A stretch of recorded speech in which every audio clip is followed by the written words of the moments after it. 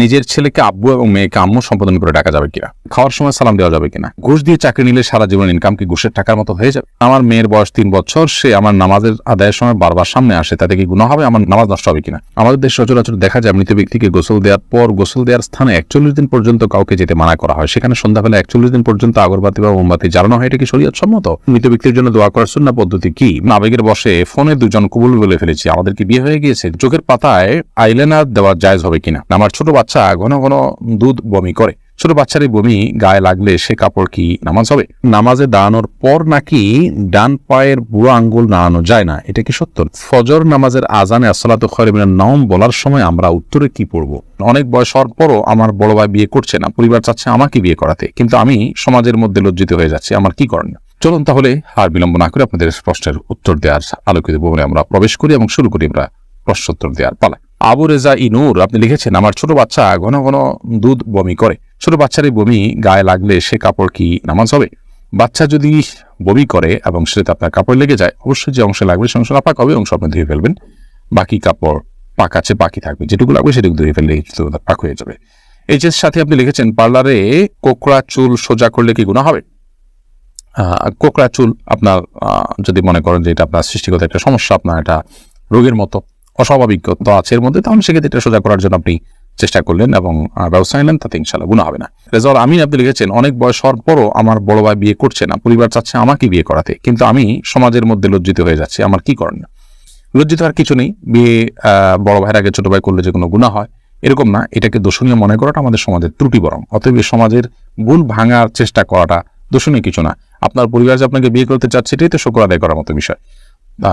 যে অনেক পরিবার তো বড় ভাই বিয়ে না করলে ছোট ভাইকে আটকে রাখেন, আপনার বড় ভাই আটকাচ্ছে না, আমার মনে হয় আপনার বিয়ে করতে আগ্রহী হওয়া উচিত। নারুজ্জামান সরকার এর থেকে আপনি লিখেছেন, ঘুষ দিয়ে চাকরি নিলে সারা জীবন ইনকাম কি ঘুষের টাকার মতো হয়ে যাবে? না, ঘুষের টাকা দিয়ে ঘুষ দিয়ে যদি চাকরি নেন, চাকরিটা যদি হালাল হয় তাহলে আপনার সারা জীবনের ইনকামটাই হারাম হয়ে যাবে, সেরকম না। তবে ঘুষ দিয়ে চাকরি দিয়ে যে অন্যায় করেছেন সেটুকু আপনি হারাম কাজ করেছেন এবং তার জন্য আল্লাহর কাছে আপনাকে তওবা করতে হবে, ইস্তিগফার করতে হবে এবং গুনাহ থেকে বেরিয়ে আসার জন্য চেষ্টা করতে হবে। পরবর্তীতে যেন আর কখনো না হয় বলে সে চেষ্টা করতে হবে, কিন্তু পরবর্তীর উপার্জনগুলো আপনার এর কারণে সবগুলো হারাম হয়ে যাবে না। শিহাব আপনি লিখেছেন, খাওয়ার সময় সালাম দেওয়া যাবে কিনা। খাওয়ার সময় সালাম দেওয়া নেওয়াতে মৌলিকভাবে কোনো অসুবিধা নেই, যদি ডিস্টার্ব ফিল না করেন যাকে সালাম দিয়েছেন তিনি, তাহলে সেক্ষেত্রে খাওয়ার ফাঁকে ফাঁকে আমরা কথা বললে সেটা যেরকম নাজায়েজ নয়, ঠিক সালাম আদান প্রদান করলে সেটা নাজায়েজ নয়।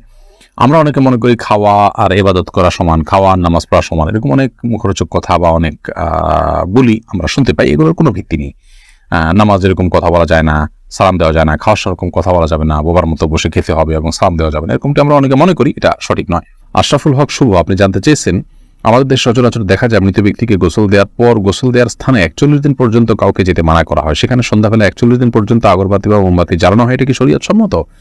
কোনো জায়গায় মৃত ব্যক্তিকে গোসল দেওয়া হলে সেখানে এই প্রথাটি আমাদের সমাজে অনেক ক্ষেত্রেই প্রচলিত আছে, যে আগরবাতি বা মোমবাতি ইত্যাদি সেখানে আপনার জ্বালানো হয় এবং সন্ধ্যাবেলা 41 দিন পর্যন্ত এই কাজটি করা হয়, কেউ সেখানে যেতে চাইলে নিষেধ করা হয়। এটি সম্পূর্ণ কুসংস্কার এবং এ ধরনের বিশ্বাসগুলো শিরকি বিশ্বাস, কুসংস্কারচ্ছন্ন বিশ্বাস, এর বেশিরভাগই এসছে হিন্দু সমাজ থেকে।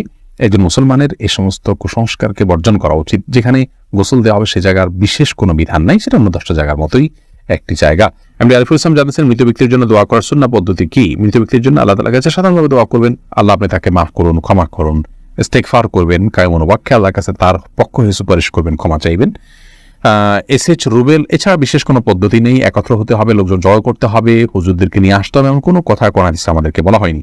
আমির আনুর আপনি লিখেছেন, চোখের পাতায় আইলাইনার দেওয়া জায়েজ হবে কিনা। আপনি আইলাইনার যদি দেন বা সাজসজ্জার জন্য দেন, তাহলে সেক্ষেত্রে চোখের সৌন্দর্য বৃদ্ধি করার উদ্দেশ্যে দিতে পারেন, স্বামী থাকলে স্বামীকে প্রদর্শন করবার জন্য, কিংবা মাহারামদের সামনে শুধুমাত্র এটি প্রদর্শিত হবে। আর যদি রাস্তাঘাটে গায়ে মাহারামদের সামনে এটি প্রদর্শন করার উদ্দেশ্য হয় বা ওপেন সবার জন্য আপনি নিজের সৌন্দর্যকে প্রকাশ করার উদ্দেশ্যে দিয়ে থাকেন, তাহলে সেক্ষেত্রে এটা নাজায়েজ এবং গুনাহ হবে। ফখরুল ইসলাম মাহিন আপনি লিখেছেন, আবেগের বশে ফোনে দুজন কবুল বলে ফেলেছি, আমাদের কি বিয়ে হয়ে গিয়েছে? জি না, বিয়ে তো সহজ নয় যে আবেগের বশে দুজনে কবুল করে বলে ফেলছেন আর বিয়ে হয়ে গেছে। দুজন সাক্ষীর সামনে প্রস্তাব এবং কবুল হবে এবং অন্যান্য শর্তাদি পাওয়া যাবে, তখন সেক্ষেত্রে সেটি শরিয়ার দৃষ্টিকোণ থেকে বিশুদ্ধ এবং আপনার সঠিক বিয়ে হিসেবে বিবেচিত হবে। মাহমুদুল হাসান ভুঁইয়া আপনি জানতে চেয়েছেন, ফজর নামাজের আজানে আসসালাতু খায়রুম মিনান নাওম বলার সময় আমরা উত্তরে কি পড়ব? এক্ষেত্রে জমহুর ফুকাহা বা বেশিরভাগ ইমামগণের মত হলো সাদাকতা ওয়া বারারতা। আসসালাতু খায়রুম মিনান নাওম মানে হলো সালাত বা নামাজ, এটা ঘুম থেকে উত্তম। এটি যখন মুয়াজ্জিন বলবেন তখন তাকে বলতে হয় সাদাকতা ওয়া বারারতা, অর্থাৎ হে মুয়াজ্জিন তুমি সত্য বলেছো এবং ভালো বলেছো, ভালো কাজ করেছো। এই কথা বেশিরভাগ ফুকাহা একরাম বা জমহুর ফুকাহা একরাম বলতে বলেছেন মুয়াজ্জিনের জবাবে, এবং একটি রিওয়ায়াতে এটি এসছে, যদিও রিওয়ায়াতটা সনদকে অনেক মুহাদ্দিসগণ যায়ীফ বলেছেন। আর এই কারণে অন্য একদল উলামা ইকরাম বলেন যে আসসালাতু খায়রুম মিনান নাওম যখন বলবো আমরা, মুয়াজ্জিন যখন আসসালাতু খায়রুম মিনান নাওম বলবে, আমরাও আসসালাতু খায়রুম মিনান নাওম বলবো। এর কারণ হলো যে আসসালাতু খায়রুম মিনান নাওম এই বাক্যটি মুয়াজ্জিনের বাক্য, আর এক্ষেত্রে নবী আলাইহিস সালামের সাধারণ যে নির্দেশনা বুখারী মুসলিমে আসছে যে ফাকুলু মিসলা মা ইয়াকুল ইযা সামি'তুমুন নিদা, যখন তোমরা মুয়াজ্জিনের আযান শুনবে ফাকুলু মিসলা মা ইয়াকুল মুয়াজ্জিন, তখন মুয়াজ্জিন যা বলবে হুবহু তোমরা তা বলো। শুধুমাত্র হাইয়া আলাস সালাহ হাইয়া আল ফালাহর মধ্যে নবী আলাইহিস সালাম ওই হাদিসে লা হাওলা ওয়া কুওয়াতা ইল্লা বিল্লাহ বলতে বলেছেন। অতএব দুইটা বাদে বাকি সবগুলোতেই ওই হাদিসের সাধারণ যে নির্দেশনা সেটা অনুযায়ী আসসালাতু খায়রুম মিনান নাওম শুনলে আসসালাতু খায়রুম মিনান নাওম অর্থাৎ হুবহু এটা অনুকরণ করার নির্দেশনা দিয়ে থাকেন। এসেছে রুবেল, আপনি জানতে চেয়েছেন আইডি থেকে নামাজে দাঁড়ানোর পর নাকি ডান পায়ের বুড়ো আঙ্গুল নাড়ানো যায় না, এটা কি সত্য? না, এরকম কোনো কথা আমাদের জানা নেই, প্রয়োজন হলে নাড়ানো যেতে পারে। সামি আপনি লিখেছেন মনের মধ্যে খারাপ চিন্তা আসলে কি করণীয়? মনের মধ্যে খারাপ চিন্তা যদি আসে তাহলে সেক্ষেত্রে প্রথমত সেখান থেকে নিজেকে সরাবার জন্য আপনার চেষ্টা করা। খারাপ চিন্তা যে কারণে আসে, যে জায়গায় গেলে আসে, বিচরণ করলে সেই জায়গাগুলোতে সরে আসা এটা কর্তব্য।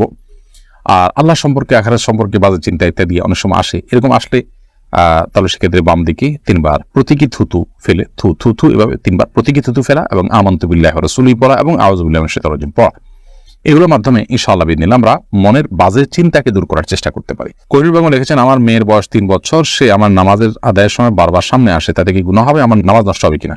না, আপনার গুনাহ হবে না এবং আপনার নামাজ নষ্ট হবে না। তবে ছোট বাচ্চা আপনার নামাজের খুব বেশি সমস্যা তৈরি করবে এরকম মনে হলে অন্য কেউ থাকলে তাদেরকে দিয়ে তাকে ধরে রাখার বা তাকে নিয়ন্ত্রণ করার ন্যূনতম চেষ্টা করা উচিত। আব্দুর রহমান জানতে চেয়েছেন আমি একজন দর্জি, মহিলাদের পোশাক তৈরি করি, আমি যদি কোনো মহিলাকে তার ইচ্ছা মতো ডিজাইন জামা বানিয়ে দেই আর সে যদি সেটা পরে বেগানা পুরুষের সামনে যায়, দেখে আমার পাপ হবে? যদি এমন হয় যে পোশাকটা বানানোই হচ্ছে পাপের কাজের জন্য আপনি জানেন, তাহলে সেক্ষেত্রে তাকে সহায়তা হবে তার সেটা তৈরি করে দিলে। সেজন্য এটি তৈরি করার ক্ষেত্রে আপনি ডিনাই করা উচিত, এতটুকু এখতিয়ার অধিকার আপনার থাকা উচিত এবং ইমানি গায়রত যেটাকে বলে, ইমানি আত্মসম্মান বোধ সেটা আপনার থাকা উচিত। আর যদি এই লেভেলের সমস্যা না হয়, বরং এটা তিনি বাসায় পড়তে পারেন, তার স্বামীর সামনে পড়তে পারেন, বাহিরে পড়তে পারেন, কি করবেন আপনি জানেন না, তাহলে আপনি খুঁচিয়ে তাকে জিজ্ঞেস করার কোনো প্রয়োজন নেই এবং এর কারণে আপনার গুনাহ হবে না। তিনি যদি এটাকে অন্যায় কাজে ব্যবহার করেন ইনশাআল্লাহ আপনার গুনাহ হবে না। এস এ হাবিব আপনার প্রশ্নটি আপনি লিখেছেন নিজের ছেলেকে আব্বু এবং মেয়েকে আম্মু সম্বোধন করে ডাকা যাবে কিনা? স্নেহের জায়গা থেকে বা মমতা করে তাদেরকে আব্বু বা আম্মু ডাকতে কোনো অসুবিধা নেই। এটার উপকার্থে আব্বু আম্মু ডাকা হয়। আব্বু আম্মু ডাকার মানে এই না যে আমার কাগজে কলমে জন্মদাতা পিতা বা মাতা হিসেবে তাদেরকে ঘোষণা দিলাম, এরকম তো আর কেউ করে না। অতএব স্নেহের বসে তাদেরকে আব্বু কিংবা আম্মু ডাকাতে